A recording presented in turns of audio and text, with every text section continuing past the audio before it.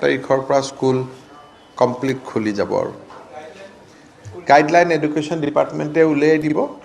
আৰু বেসিক্যালি 1 জানুৱাৰীৰ পৰা স্কুলবিলাকৰ ওপৰতো যিটো আমাৰ ৰেষ্ট্ৰিকশ্যন আছে দুদিন ক্লাছ তিনদিন ক্লাছ আমি সব উঠাই দিম It will be converted to regular class খালি mask আৰু এটা social distance otherwise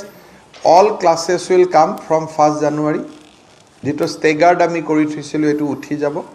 আৰু education will start as usual খালি mask আৰু social distance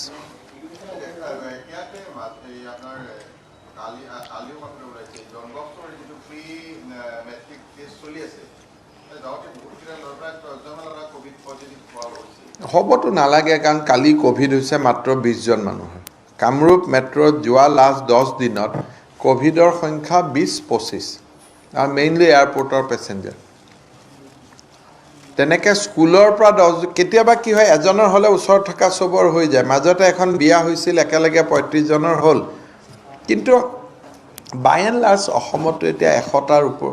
100-150টাতকৈ গোটেই অসমতে কেছ নাই গতিকে আমি academic restriction all restriction will be withdrawn from 1st January